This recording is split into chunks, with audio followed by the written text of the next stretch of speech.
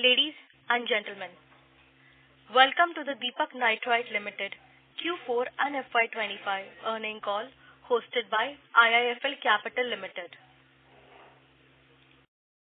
At the outset, I would like to clarify that certain statements made or discussed on the conference call today may be forward-looking in nature, and a disclaimer to this effect has been included in investor communication shared with you earlier. As a reminder, all participant line will be in listen-only mode, and there will be an opportunity for you to ask questions at the end of today's presentation. Should you need assistance during the conference call, please signal an operator by pressing star, then 0 on your touch-tone phone. Please note that this conference is being recorded. I now like to hand the conference over to Ms. Disha Arora from IIFL Capital Limited. Thank you, and over to you, ma'am. Thank you. Good afternoon, everyone, and thank you for joining us on Deepak Nitrite's 4Q and FY25 earnings conference call.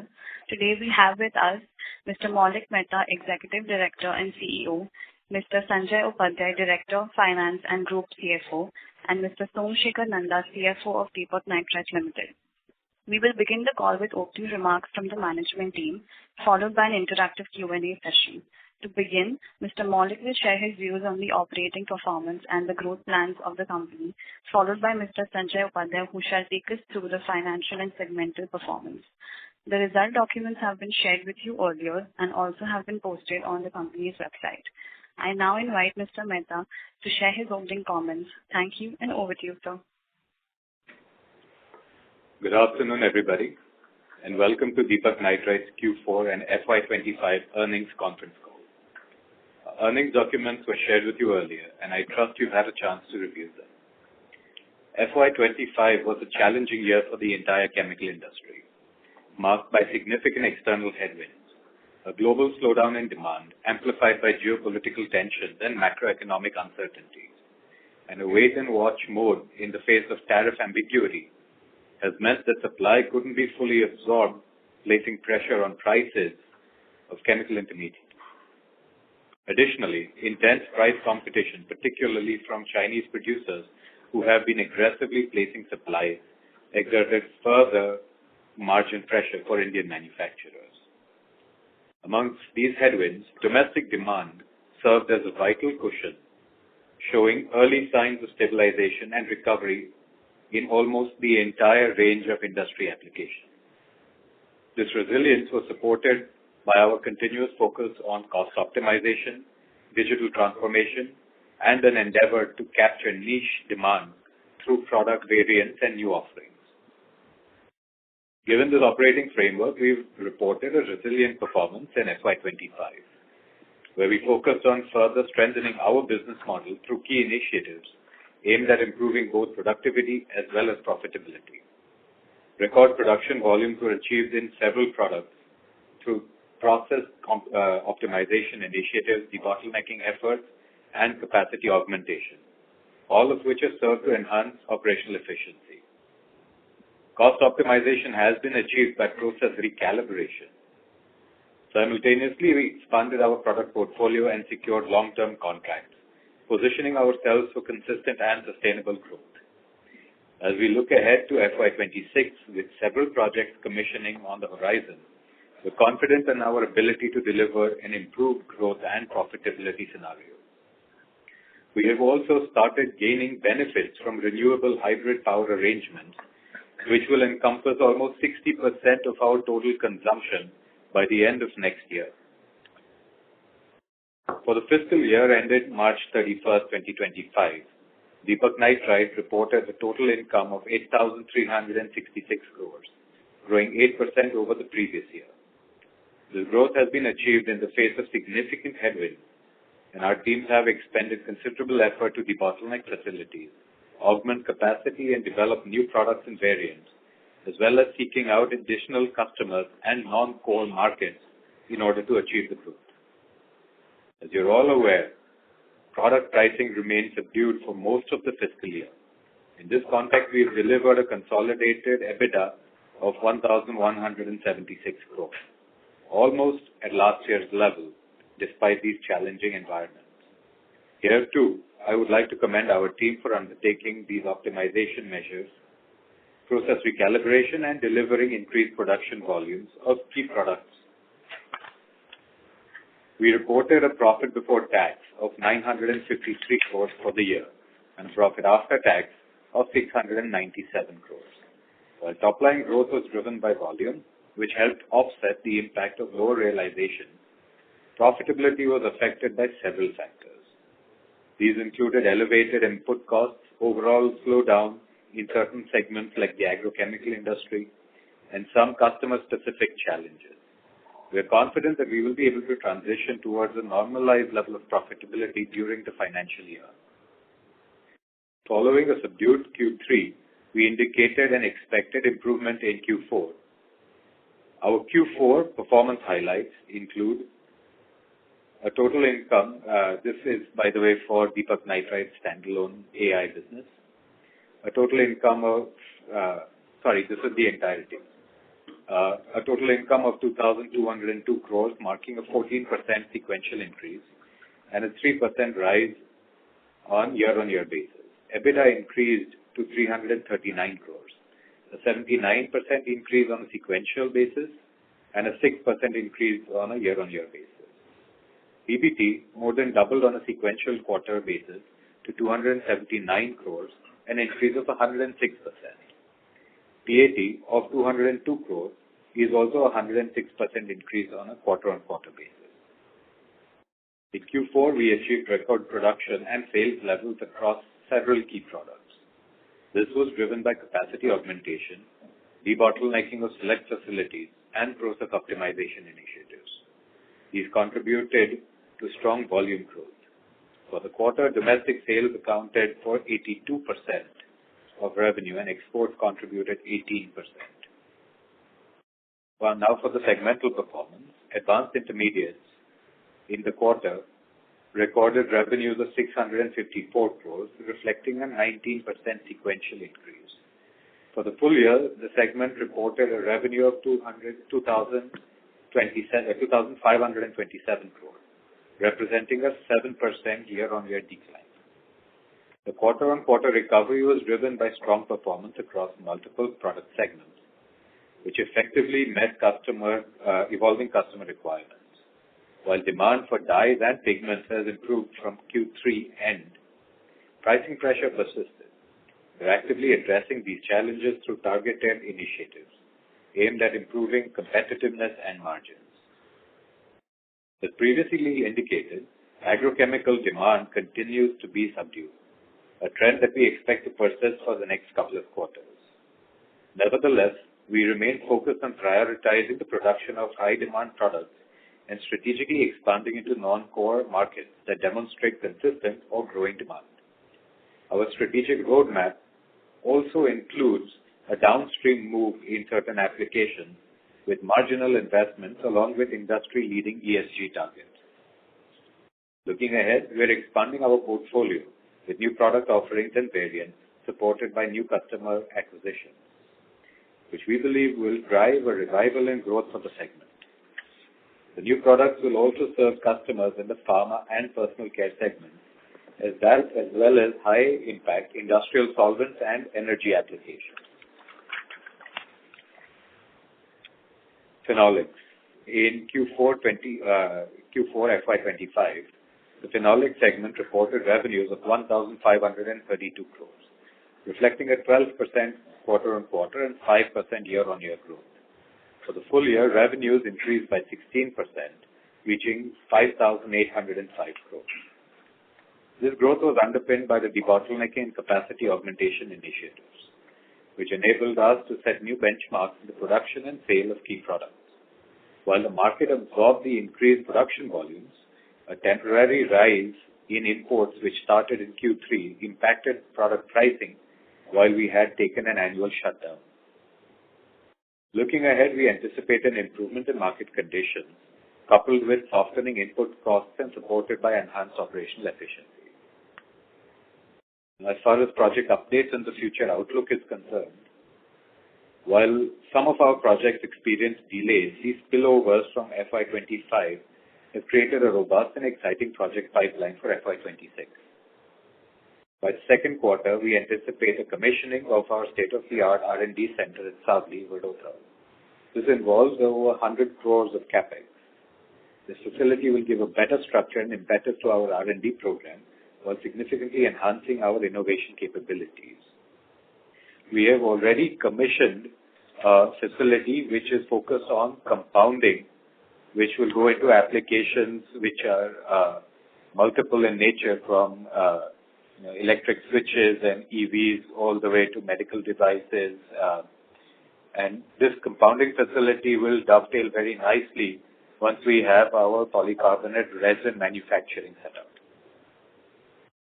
The nitric acid unit will be commissioned towards the end of Q1, early Q2. And this is a critical upstream integration which will help improve reliability, reduce costs, significantly improve sustainability scores, and allow us to capture a greater share of the value chain. Expansion projects across key chemistries, including nitration and hydrogenation, are set to be commissioned too, building on successful commissioning of the fluorination block in Q4FY24 and a recently commissioned chlorination block. By the second half of FY26, we expect to commission the MIBK and MIBC project, which are downstream derivatives of acetone. These will help enhance an integration and support value-added growth. We're also executing a major transformation in our energy consumption mix, with the goal of transitioning 60 to 70% of energy consumption to renewable sources in Gujarat and Maharashtra.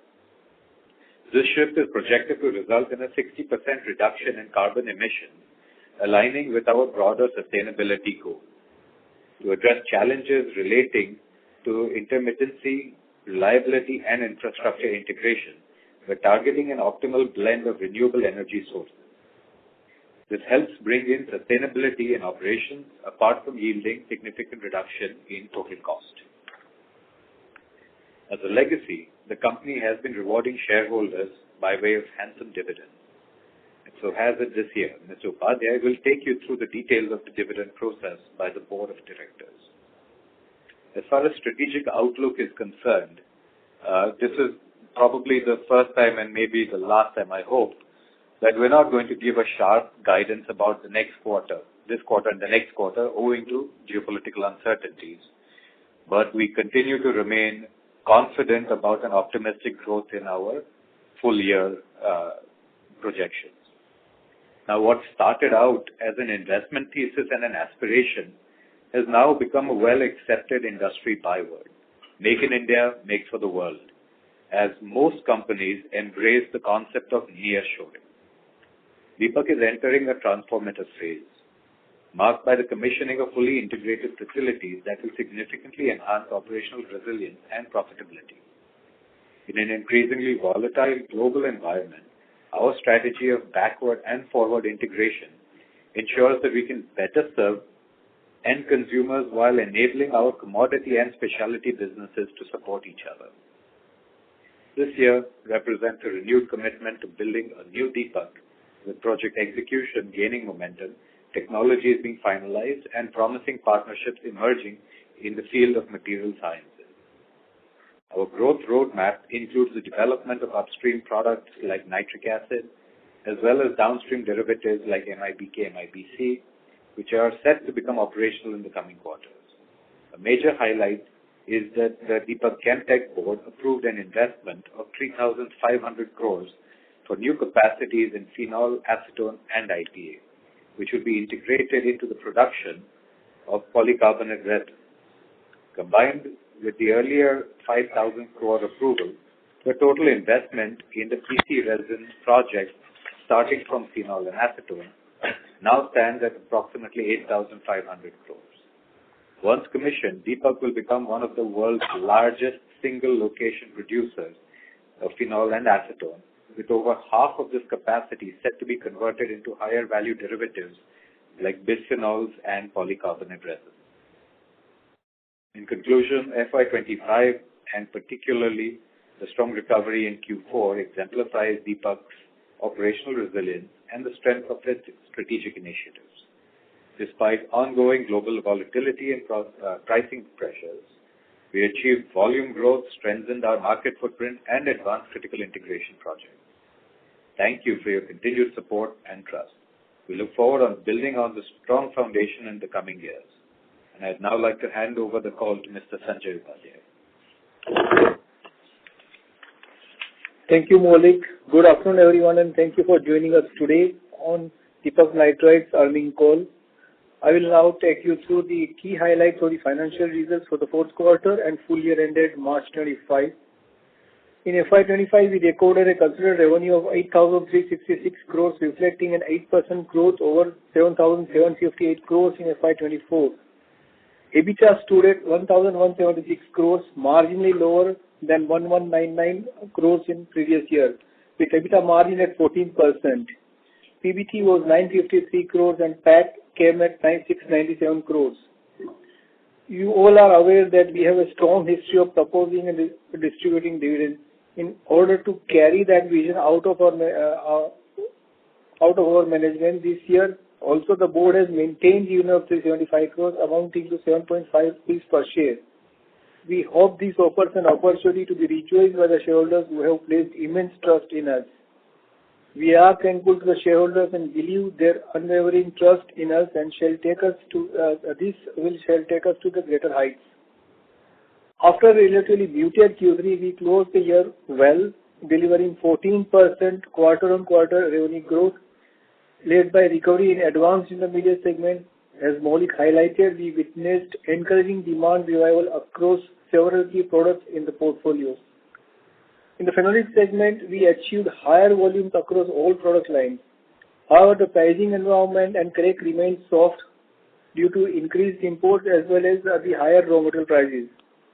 In Q4, consolidated EBITDA rose sharply by 79% quarter-on-quarter to 339 crores, supported partially by the government incentive. So government incentive is a part of the business. I mean, there will be some questions on that. It's a part of our regular income, because incentives are there for 10 years, which we get. Of course, this figure is high because of the accumulated 161 crores. But normally we get around 60 to 70 crores every year. And we are booking on a cash basis, but it has to be we can, on an accrual basis, we get around 60 to 70 crores every year. So hope I have answered that query from the investors. Q4 has been a challenging quarter, persistent weakness in pricing. Nevertheless, we believe our initiative towards capacity augmentation, debottlenecking and cost optimization are aimed in the right direction. While the outcome of these initiatives has been lessened in Q4, we are confident that as we move forward, strategic actions we have undertaken will further strengthen our recovery trajectory and drive improved profitability in the upcoming years. On the operating front, domestic business revenue stood at 1,796 crores in Q4 and 6,849 crores for the FY25. Export came at 384 crores in Q4 and 1,432 crores for the full year. The domestic to export mix of FY25 stood at 83 to 17 on a consolidated basis.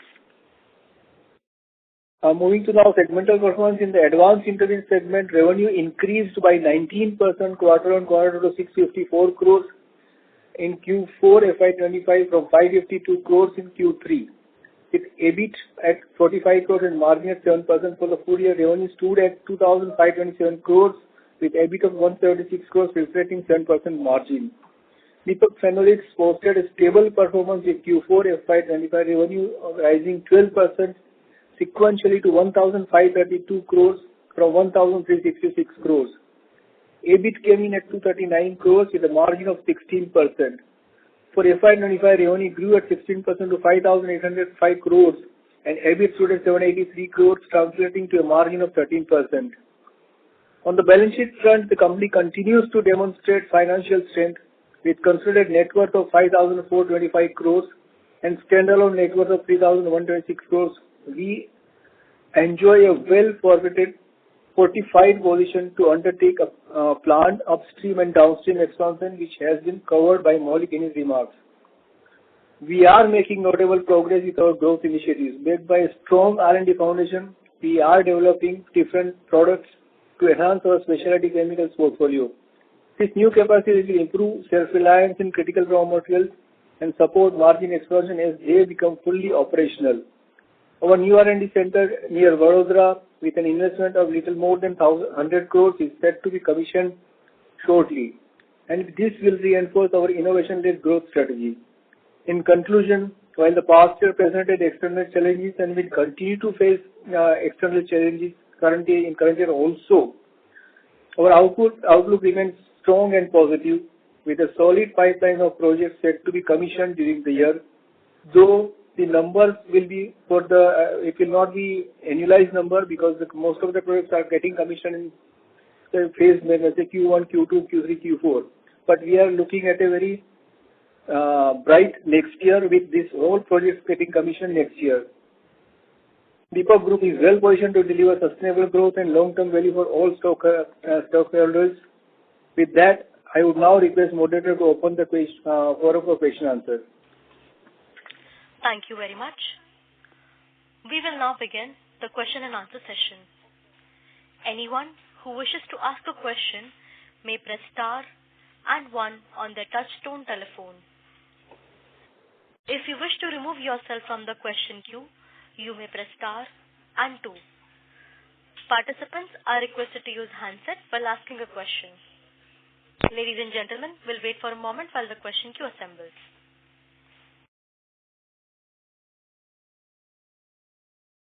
First question is from the line of Sanjesh Jain from ICICI Securities. Please go ahead.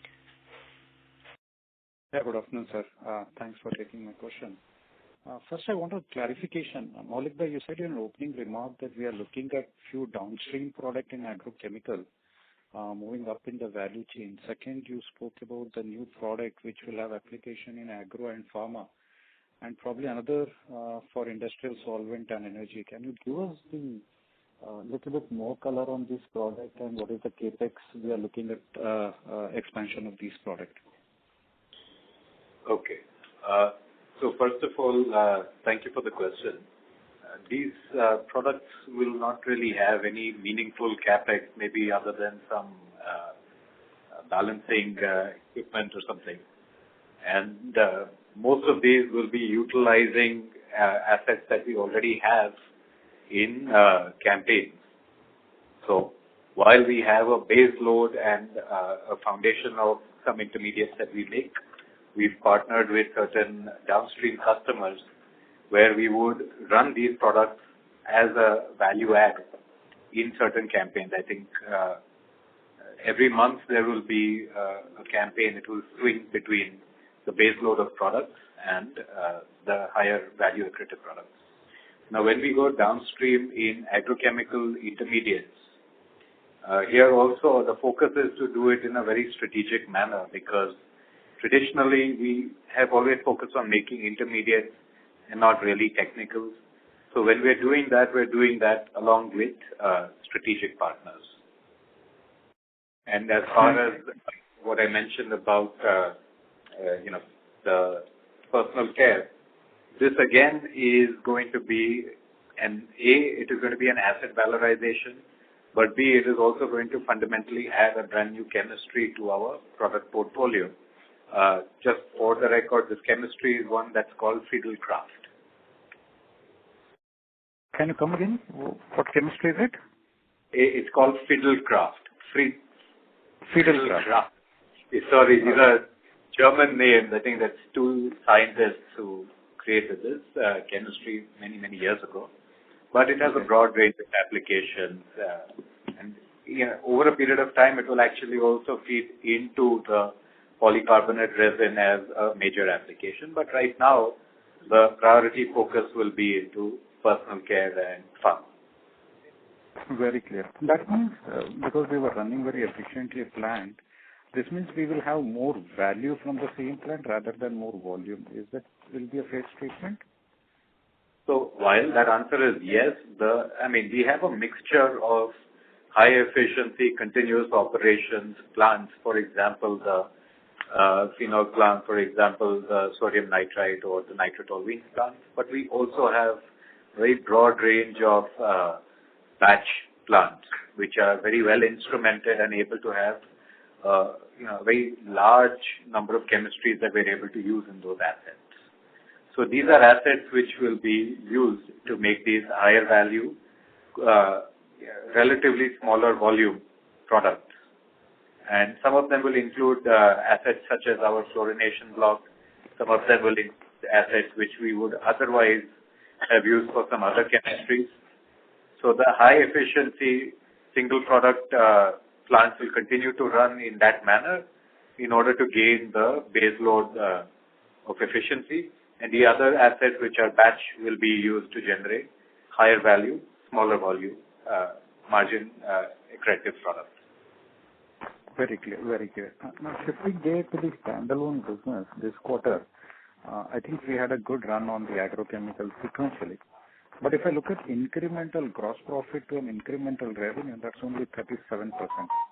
That says that we are still facing some margin pressure in the underlying core product, even in the Q4. When we say the margins have stabilized, are they stabilizing at a Q4 level or at a Q3 level? No, neither. Even Q4 is softer than it should be.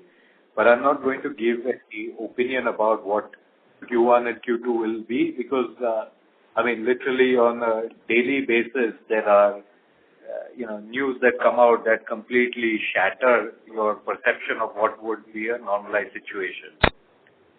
So I would rather say that, we're confident about coming back to a normalized number, which is which is higher than the Q3, obviously higher than the Q4. But I would say that this will be achieved on the annual number rather than on a base of Q3 or Q4. That's very helpful. But can you throw some light on what's really happening? It's a demand side issue in China or it's oversupply situation in China. What really is driving sudden spurt in competition in our product, which till now has been doing quite well even in the worst of the situation in FY23? In FY24. So generally what has happened over the last several years is that there has been a significant overcapacity that has been built in China. Along with that, a lot of the agrochemical intermediates that Deepak manufactures has a very large application base across the world, but has been largely dependent on only a small handful of customers. Now, as these molecules go through a process where there is a patent expiry, the number of customers increases, and for a short period of time, so does the number of potential competitors. So Deepak has been focusing on ensuring that it is building cost leadership as well as ESG leadership. Now, there is always going to be a period of time in the middle when you're essentially competing with someone's finished good inventory. Now, it's easy for Deepak to compete with anybody at a global level when you're talking about manufactured products. But when you're competing with somebody's closing stock, which is depleting at a pretty rapid clip, but you still have the tail end of it there in the market, that competition becomes uneven. To be honest, we are actually quite well aligned with a lot of other players who say that the down cycle of agrochemicals is petering over to the end. You have certain players who are forward integrated into the formulation, who are able to tell you that the future is much brighter because they're there with it. We follow suit maybe with a lag of 1 quarter or 2 quarters. But we are well aligned that moving forward, the situation is not as grim as it was in FY24-25 with regards to volume recovery as well as over a period of time price recovery. Great. I have one last question. I'll get back on the queue for others. How is the market scenario for... Can you please rejoin the question queue for follow-up question? That's fine. Thanks, Maulik Bhai, for answering all those questions and best of luck for coming quarters. Thank you. Thank you. Ladies and gentlemen, In order to ensure that the management is able to address questions from all participants in conference, please limit your question to only 2 questions per participant. Should have a follow-up question, we request you to rejoin the queue. Next question is from the line of Neera from Anvil Wealth. Please go ahead. Yeah, sir. Thanks for the opportunity. So I have 2 questions. So, sir, first is on the commissioning of our nitric acid plant. So when we see the other players in the industry having the capacities of nitric acid, they are integrated in terms of their upstream ammonia, whereas probably we have to purchase ammonia from the outside to support our nitric acid production. So just wanted to have your thoughts here that because we need to purchase it from the outside market, how we would be competitive vis-a-vis those players having their captive ammonia, and also if you can talk about in terms of the OPEX difference between us and them over a period of time. Okay. Hi, Neerav, and thanks for your question. Just to clarify, look, Deepak Nitrite has been in the business of consuming ammonia now for 54 years, right? We started off with sodium nitrite, which is a consumer of ammonia.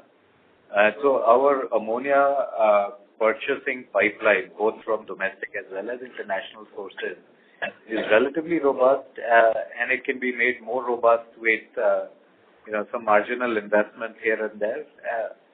So look, we don't compete with manufacturers of nitric acid. Our asset is in place for us to consume internally. So our products that we make, while nitric acid will be made, our products will be downstreams of nitric acid. And those are much higher value in a sense of multiple end applications, domestic and international demand. In fact, in a couple of places, we have tied up a large portion of our production for multiple years with formula-linked pricing, which includes movement of feedstock as for example, ammonia. So moving forward, I don't see us as trying to benchmark against nitric acid producers who have their own ammonia. I look at benchmarking us against nitric acid consumers who purchase their own nitric acid, whereas we will continue to purchase and expand our purchasing policy for ammonia. So, Neeraj, to elaborate this, you see, this is a make or buy decision. Okay, it has nothing to do with the market. So if you are, and then secondly, the certainty of supply and through pipeline. These are the major components one has to look at. It is I cannot competing with anybody because we know they will be far superior than us. But assured supply, pipeline supply, cost as compared to market will be much lower. Paybacks are better, quite good in fact. So this is what goes for a make or buy decision, not as compared to how they are doing and what they are doing. How efficiently we are doing is more important. So hope we have answered your question. Correct. So just one thing here. Sir, last quarter you mentioned that probably we would have our own storage tanks also for ammonia. So how that is progressing and when that could be commissioned, because now our nitric acid facilities are getting commissioned in Q2. So if you can share something on that storage tanks, that would be helpful. So what we've done is we've already made investments and commissioned investments about storage of nitric acid as well as unloading of nitric acid to have a much higher rate of consumption on a steady basis. We have also invested into expanding our storage to allow us a greater degree of flexibility and then take that ammonia via pipeline into our consumption sites. So that is, I won't say that is a significant investment, but that should also be operationalized during the year. Got it. The second question is to ensure that we have a strategically de-risked ammonia sourcing strategy. Got it, sir. The second question is in terms of the input prices, like some of our major raw materials like toluene, octanol have seen a price corrections from March onwards. So just wanted to have your thoughts here, like have the product prices being adjusted commensurate with the fall in these raw material prices, or we would have some extra delta left with us to work with? Given the kind of commentary what we have seen in your investor presentation, like you have mentioned that we are seeing a kind of demand revival in dyes and pigment segment. So if you can relate all this with reference to these raw materials as well as your outlook for DASDA OBA for FY26. Thank you so much. Sure. So, look, Nirav, as you mentioned, there is, a price softening of key petrochemicals like benzene and toluene and such. Now, because we are intermediates manufacturer, we are also present in multiple parts of the value chain. For example, my OBA prices do not move in line with toluene prices. Right? So in some parts of the business, when we have a contractual agreement with customer for an intermediate, we have a formula with a pass-through clause, which may have, in some cases 1 month, in another case it is a quarter, where there is an adjustment to the price of the product based on quarterly average movements. In other places, it is linked to, the market price. So when I am selling optical brighteners, nobody really asks me about the price of toluene and how its downward revision would improve my OBA prices. So there it is about being able to secure long-term customer contracts. And as you mentioned, OBA, we have debottlenecked our optical brightener manufacturing capacity. We've also launched a few new SKUs, including into certain segments where we were originally expecting an extinction threat in that segment. So now our optical brighteners are able to service those applications as well. And we're working very tightly with our key accounts, our customers, to increase our wallet share. But we do debottleneck in anticipation of, and then over the next year work to see how we can increase our wallet share with them. So this is an ongoing activity. Even this year we will be able to debottleneck the asset with marginal investments. And our goal is to ensure that we are increasing our wallet share, because we have upstream integration and because we have a strong value chain thesis that we are able to give to customers.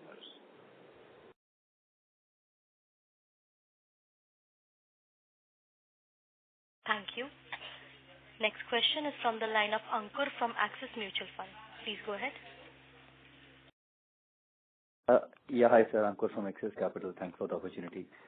First question on the AI part. Your commentary suggests volume-led uptake across some of the segments wherein we are seeing some green shoots. My question is more on our thoughts and strategy, given that the pricing-led scenario is the way it is. Probably it will take some time for it to recover. So is there any enhancement in product specifications that we are doing to address the margin pressure, or there could be a reset in terms of AI margins over a medium term, as we scale up this business? So in the AI business, the part which goes into dyes, pigments, and their associated industries, I think I had mentioned also in February that from the closing end of Q3 onwards, there has been an improvement. And that improvement was volume-led, and eventually it would turn into pricing improvement as well as margin improvement. So I think the volume improvement has persisted. It is now we're starting to see some level of margin improvement.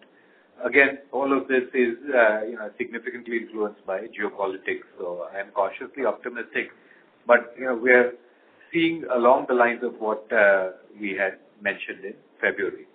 Now, when it comes to other segments such as agrochemicals,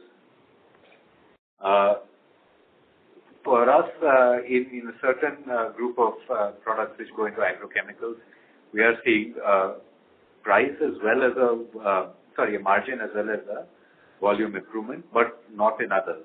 And the other ones will come maybe towards the end of Q1 or Q2. I'm not sure, and hence I am not going to give any clarification with regards to the other chemical which goes into agrochemicals. What we have done in the meanwhile is we have seen how to ensure that we are optimizing on the cost front, how we are ensuring that we are able to even go downstream in partnership with certain customers, as well as ensure that there is a level of asset fungibility where we are able to use the same asset to drive production for intermediates which will go into other applications such as pharma and personal care. Sure. That's helpful. Revival, is fully realized, we will have more options than we did 1 or 2 years ago, because we will have more products commissioned across a broader range, as well as we will have gone downstream to be able to have, a greater security about the future of these assets. Sure. And just a follow-up on that, within AI, is there any specific segment wherein the pricing or the competitive pressure is significantly higher, maybe fine specialty or basic chemicals, or even does that? So, pricing pressure, of course, is significant on products such as data. And there is a pricing pressure on a couple of agrochemicals. In another couple of agrochemicals, the situation has been on an improving track. I wouldn't say that it is where I would like it to be or where it has been in the last few years, but it is on an improving track. Okay, great. And just a second question on, our medium-term expansion into phenol acetone downstream. So there was a tech tie-up which I think was pending on the BTA side. So what's the status there? And, from a tech perspective, are we more or less done across the product range that we are looking at, or there is still more to go? Sorry, what is BTS? BTA. Oh, bisphenol, BPA. Yeah, bisphenol, yeah. Yeah, so I think we're at the final leg of concluding on that. The other licenses have already been tied up. Polycarbonates, as we mentioned earlier, we are in a unique position where the equipment, the license, the final product trademark, as well as our anchor customer all happen to be the same name, which gives us a great degree of confidence, not only in servicing the Indian requirement because of our because of our compounding facility that we've already put up, but we've already started servicing the domestic market, as well as the anchor customer, which will be located in Europe and will continue to consume product that comes out of this plant. So I think we're well placed with India's growing demand as well as our anchor customers' expected demand. Okay, that's great, qualified. Thank you and all the best. Thank you. Thank you. Next question is from the line of Abhijit Akela from Kotak Securities. Please go ahead. Yeah, good afternoon. Thank you so much. Abhijit Akela here. So just a clarification on the government incentives. Number one, while this is for 10 years, how many more years does it continue for? And if I heard you correctly, you mentioned that there was some accumulation of the incentives this year. So for what period exactly has this 161 crore number been received? Abhijit, I mentioned that accrual basis pay 60 to 70 crores is the accrual every year. This is till December 28. Okay, but then you make further investment, you further qualify for this incentive. So when we are considering the larger projects, we fall into a mega project scheme, that the schemes are again better. And such incentives and these things will continue there also. But on current results, if you have this 161 is, or So see, what government does is that they release 80% and 20% is withheld till they do the final verification and certifies that. So that was completed last year. So we got current year as well as the accumulation of past year of 20%. But henceforth it will be 60 to 70 crores on an accrual basis. For the existing investment. Right. So is it... just to clarify, so is it fair to assume that out of this 160 crores, maybe 60 or 70 would have pertained to FY25 and the rest would have pertained to the previous years? Yes, very fair. Okay, got it, sir. Thank you so much. As we make investments, they will have, obviously they will have their own period of time. So that will be accrued separately because they will be separate investments. Yes, sure. And I guess the, commissioning for that would be basically from fiscal 28 onwards or thereabouts, right? Yeah, correct. Correct. Okay, got it. Yeah, thank you so much. The other question I had was just on the, normalized margin outlook. While I understand that for the next couple of quarters, it's very difficult to hazard a guess. But, when you're alluding to a more normalized level from a full year basis, is there some, rough range you could point us to for the two segments regarding where, margins could end up normalizing in each of them? I think it is probably not the right time to be able to answer that. We believe that the normalized margins should be higher than what they are right now. Whether that happens, in 1 quarter or 2 quarters or 3 quarters, I don't know. But, we're confident about an annualized margin which is higher. So perhaps we see how the situation plays itself out. And there will be pockets of opportunity even in the short term. And it might look disproportionately higher than it should be.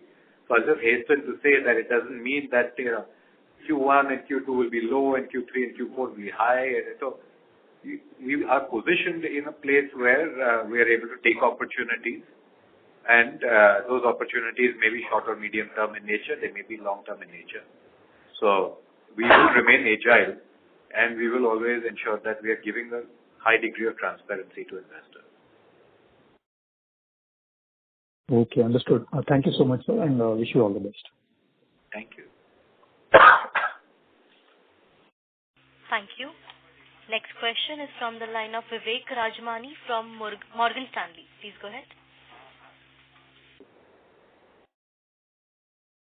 Hi, sir. Thank you so much for the presentation. Just a couple of clarifications on phenols.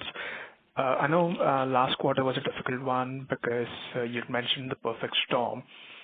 Given that you've been able to run the plants a lot better in this quarter, just wanted to get a sense of if we've been able to recoup the market share that we lost last quarter to imports and possibly increased it because we obviously expanded our capacities. And as an extension, I think you had mentioned that you will see some relief from the import pressures after March. Just wanted to get back to see if that has been happening as you were guiding in the previous quarter. Thank you. Yeah. I mean, you are right in this, Vivek. Of course, we are not losing a market share remains intact. In fact, it's growing. We go on debottlenecking capacities, and those are, the market absorbs whatever we are selling. So we don't see any pressure on market share as such. As well as Q3 had some pressure on raw material pricing, but Q4. Q1 we are seeing, though Maulik has told me not to hazard guess, I am hazarding guess Q1 is much better for phenol as compared to Q4 because the raw material pricing, the cracks are going back to the level. I can say things are in place. We are able to sell in the market whatever volumes we are supplying to the market, and cracks are also getting improved cracks. So, see, whenever we talk about something, we'll have to see the Deepak Nitrite's product portfolio. Frankly, we are into domestic 83%. Domestic market is growing. Domestic market is stable, and though there will be some pressure here and there in one of the quarters, but overall, domestic markets are doing reasonably well. Export, we are facing pressure, maybe somewhere because of the export dynamics, what we are facing outside geopolitical situation. Phenol and this, so far as domestically, we don't see much of a pressure on that, which is a larger section of our business. When we talk about AI and all these things, there also, if you see, we are doing, it's not that there is a pressure on product volumes or anything. It's only because of some concerns on this, but that is also now getting more or less getting in a stable situation now. It will further improve from here. Whatever we have seen up till now, I think we have seen the bottom. All I can say, future looks very bright. Not that, and with all the commissioning in a phased manner, we are very confident we will go on because it's already done. Nitric acid has already started, the CNA part of it. So with all these things, we see a very good future next year from this onwards. So, and various steps are taken. These R&D, the small things which Maulik was highlighting. We must realize how are we differentiating our product, how the efficiencies are getting improved, how the like nitric acid question, the supply starts from pipeline. Many things are done internally because the external environment remains external, but we are doing so many things here. So I see as a good year, and next year will be further better because of steps what we are taking. I am not talking about the global uncertainty, what is happening, but by and large, things are in control from our side. We don't see much of an issue on running our plant operations and the commissioning of the plant. So I am very optimistic about this. Though cautiously optimistic, that's the right word Maulik has used. But yes, this year should be better than last year because we have seen the bottom, which I feel.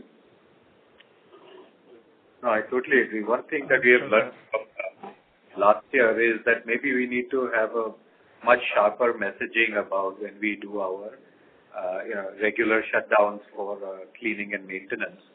Because when we announced it, we announced also the period of time that we will have a shutdown as well as the fact that we would have inventory. But I think a lot of traders, because of the country's large dependence on Deepak, which has served them well, they anticipated for whatever reason that we may extend our shutdown, or they wanted to de-risk themselves. So we had much more of an import coming in the end of October, early November to compensate for a perceived extended shutdown, which never actually took place. We were in fact able to start back up at a shorter notice along with larger asset available capacity debottlenecking also. So our increased capacity came head to head with an increase in imports. I think maybe we can learn from this, improve our communication strategy that we put out to ensure that this kind of situation gets avoided, because at the end of the day, our customers just want to feel secure about the availability given the face of uncertainty in geopolitics. Sure, sir. This is very clear. Thank you so much and all the very best. Thank you. Thank you. Next question is from the line of Arun Prasad from Avendus Spark. Please go ahead.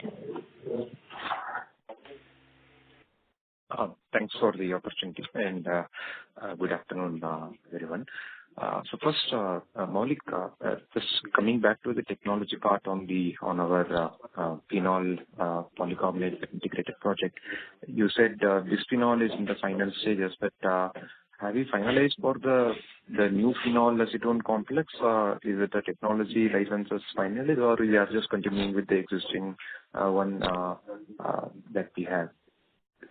I won't answer that question. I'll just say that it has been finalized. Okay.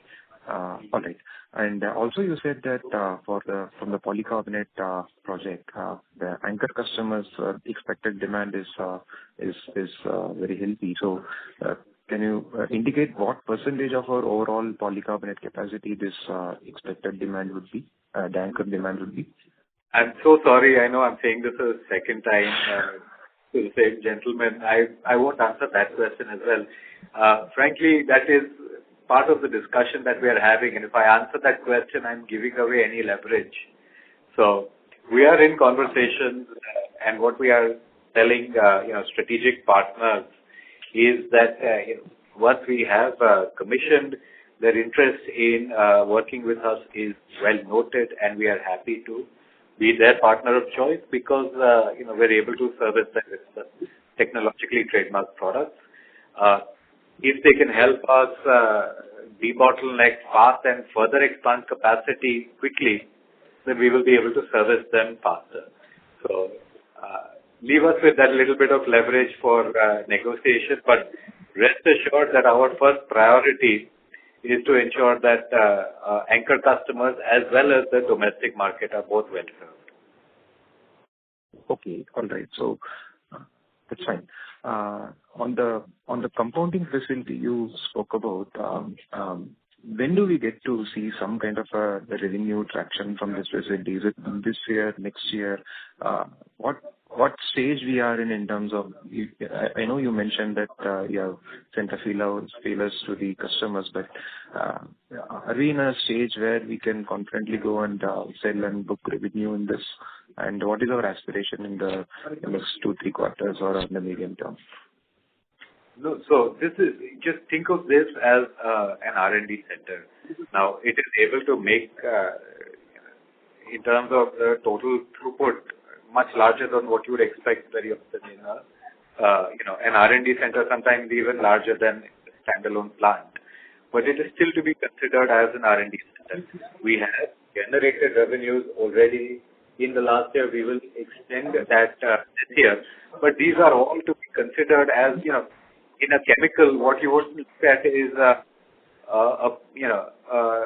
PO for a piloted product. So when you're talking to customers and you're scaling up your production in order to give them confidence that these are plant representative samples, right? And that's what they pay for.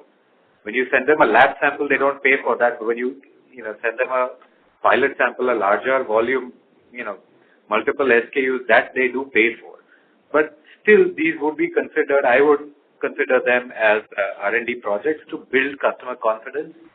Quick forward, as we're able to have them do their extended testing in multiple environments, temperature, conductivity, those other things, then they will expand into full-fledged business SKUs. So we've already started seeing value. We've already started engaging with customers, long-term contracts, but these are still pilot projects. These are pilot projects. Encouraging results. Yes. We have. The response what we have got from our customers is very encouraging. Product is getting acceptance. Frankly, this is seed marketing, what we are doing, to ensure that when we come up with several plant and this, we are ready with this facility also on a larger scale, so that we again, back to back, we have integrated facility of compounding also. And the idea is that next phenol plant will be consumed captively rather than being product in the market.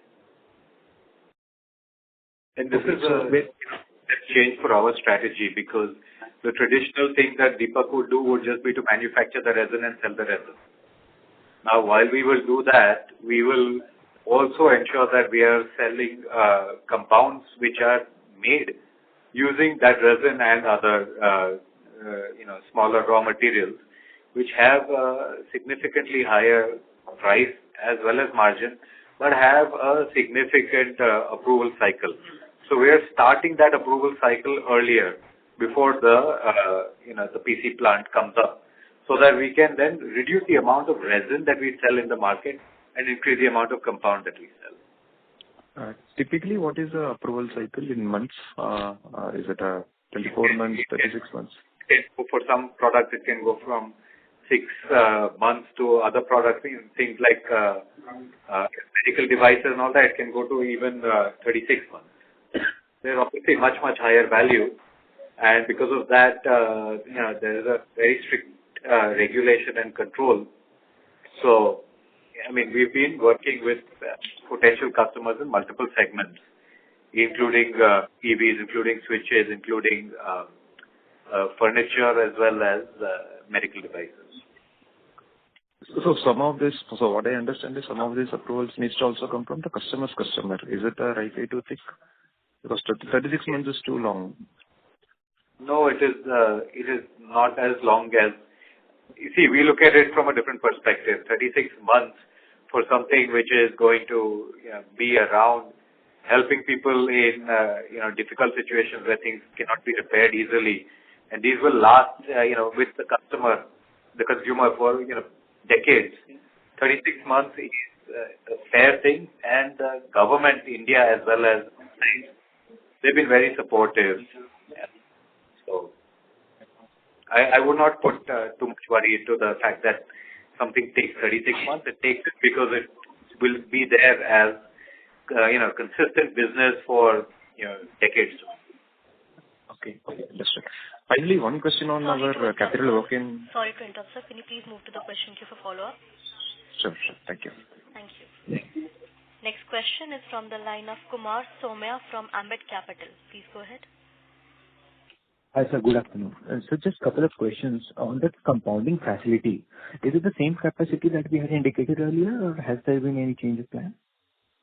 It will be that capacity in a phased manner. Right now, it is smaller, but not significantly smaller. Okay. And sir, any indication on what is the revenue that we have booked this fiscal from the compounding facility? No, I won't answer that question right now because it depends on what products get accepted, when the same customer expects, maybe different SKUs for separate registration or approvals, those things. So we're working together with multiple customers and multiple segments. Got it. So it's too early to be honest. Sanjay sir, if you could just give us an indication, what is the cash capex for this fiscal? This fiscal, it won't be that high because we are almost at the verge of completion of all our earlier capexes. This should be in the range of 1,200 to 1,500 crores. Out of whatever we have announced at 8,500 plus the residual of the earlier. So out of around say 9,500 crores, our cash outflow this year should be around 1,500 crores. Got it. Thank you, sir. That will be all. Thank you. Thank you. Thank you. Next question is from the line of Aditi Loharuka from ED Equisearch. Please go ahead. Sir, I would like to know that how much is not so modest capex justified in the light of uncertainties in global trade in general and chemical industry in particular?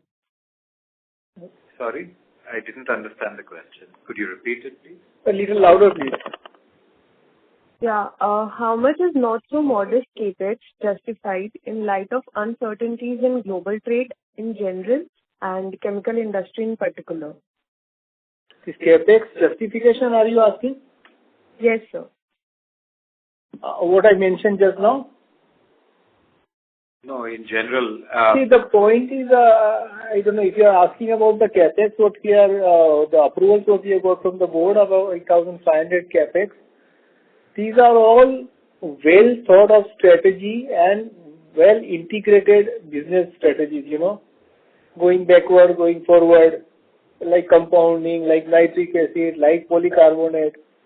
So, market remains the market what it is. But how resilient business you are creating is very relevant in this situation. If you have to answer the questions on this, if we can answer it confidently, if we have that backward integration, forward integration, and all kind of efficiency in the place. So, capex justification, in any case, this capex is going to take time. It's by December 27 will be ready. So, I don't see much of a problem in taking these capex decisions, whatever we have taken. I can understand if you are entering into some other, but these are all very well known thought of strategies what we are following. So I'll just add one point to that, and I say this with unequivocally. I think that Deepak Nitrite has the best investment thesis in the chemical industry in India. across the segments, across the company sizes. The investment thesis that Deepak has is attracting interest across the globe. So there's no question about the fact that we have made the right decisions. Now, sometimes you do have project delays, and those are regrettable. And we have to work hard to see how we can always keep on improving on those fronts. But if you're asking about why we're investing, what we're investing in, I think that you will have a remarkable resilience moving forward. And we are exactly where we need to be in order to take the best advantage of the geopolitical global situation. Yes, we have a large neighbor in China, but that does not change the fact that India has significant headroom to grow, and Deepak has made the right choices for investment. At the right time also. Yeah. That's very important, at what point of time you are taking decisions. Delayed decisions do not help.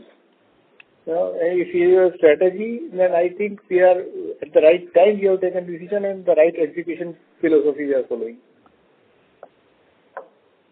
Okay. So, sir, what is your strategy to handle trade uncertainties in near term? That's a whole separate question, and it cannot be answered over an investor con call. A strategy it involves working with our internal operations, it works with external customers, and it works to see how to make certain assets fungible to be able to apply to multiple applications. Beyond this point, trade uncertainty is a fact of life which we should be poised to take advantage of as well. Okay, sir. Thank you. Thank you. Next question is from the line of Sanjay Kushwaha from an individual investor. Please go ahead. Thanks for the opportunity. My question is, sir, polycarbonate and BPA products comes from petrochemicals and may face more regulation in future. As the world move to more greener and safer material, how are you planning to this transition? To be honest, the world is moving towards greener solutions, and that is a wonderful thing that companies around the world are doing. But the interesting thing is that the products that will come out of these systems will be required to house these cleaner and greener processes. When you have an electric vehicle, the polycarbonate that is used to manufacture the electric vehicle and to house the battery of the electric vehicle is also as required as the source of the fuel. So let me just give you this kind of assurance that moving forward, products such as polycarbonates will have different end users, but will be just as much of interest to the downstream customers who are also engaging in improving their sustainability. So it will be a slightly different SKU, but the core product will remain the same and impart a different physical property based on the requirement. So we may not manufacture more internal combustion cars, and the polycarbonate resin that would be used for that compound will be the same polycarbonate resin which is used for a compound which makes an EV. Thank you, sir. Thank you. Thank you. Next question is from the line of Hussain Bharujawala from Carnelian Capital. Please go ahead. Thanks for taking my question. Just one point. So after the debottlenecking, what is our capacity, we would say, on the phenol plant? We've stopped. I think we should have stopped much earlier answering questions about capacity, because one thing that has happened is because of that, then you have licensors saying, oh, you know what, now if you're running it at that capacity, please pay us license fees for that. So we are, we're consistently ensuring that we have the asset debottlenecked. Our focus is to ensure that we maintain and grow the domestic market share. So with the current capacity, we will continue to find ways to optimize further. and we've also signed up for greenfield plant, because we are seeing that we will soon, not right now, but soon, maybe over the next 6-8 months, reach the kind of ceiling that we can expect from this asset. So we need to work quickly to see that we have corresponding greenfield asset which will service the polycarbonate asset as well as the market. Got it. That's all the question from my side. Thank you so much. Thank you. Thank you. Next question is from the line of Meet Vora from MK Global. Please go ahead. Yeah, thanks for taking my questions. I had just 2 bookkeeping questions. First one is that what would be the accounting treatment for this government incentive income? Will we be doing this consistently on a cash basis or on an accrual basis? As you know, this 60-70 crores of income is more or less certain that we are planning to accrue every year going forward. But you leave something for me and auditors also, no? My auditor will question me if I answer you something here. Okay. We will take a call. I understand your dilemma, but we'll take a call. But let me talk to auditors also. Sure, sir. And just secondly, on the interest cost every quarter or year that we can work with, as I see that there's been a debt increase to around 1,000 crores by the end of March this year. So if you can give some indication over there. No, frankly, we have got 900 crores cash also lying with us. So net debt to debt is hardly anything. So, and frankly, this was borrowed to make sure that cash flows and this. And secondly, we putting pressure on our team also that we have our habit of borrowing had completely gone.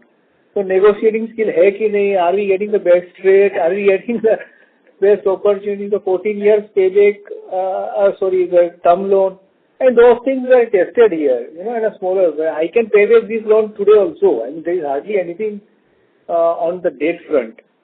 But this was more. We borrowed in a company where there was a new company what we started in GCPL. So this is what we have done. But frankly, I have no debt to pressure on the debt at all. Correct, because gross interest cost ideally should be in sync with that 1,000 crores. So that's why I was asking. But I understood your point. Okay, thanks. That's all from my side. Also there, it will be another income, right? So the net interest also will be hardly anything. And when it gets capitalized also, I mean, there are several factors here. I think it's a bookkeeping question, I think. Thank you. Next question is from the line of Arun Prasad from Avendus Spark. Please go ahead. Thanks for the opportunity, follow-up opportunity. Sir, I was asking about the capital work in progress, 1,600 crores we had in our books as of March 25. So apart from the long-term projects, can you just help us understand what portion of this is getting commercialized in Q2 and Q3? So all the projects what we had earlier announced for 2,200 crores are getting commissioned in the current year. And this whatever balance will be in whatever we are spending, say phenol technology or the polycarbonate technology, and it gets spilled over to the next years. But all earlier announcements are getting completed by this year. So majority of the CWIP will be capitalized this year. Yeah. All right. Thank you very much. Thank you. As there are no further questions from the participants, I now hand the conference over to management for closing comments. Thank you all for joining this call. In case you have any further clarification to our team can answer that. Thanks once again for joining this call. Thank you. Thank you. Thank you. On behalf of IIFL Capital Limited, that concludes this conference. Thank you for joining us, and you may now disconnect your lines.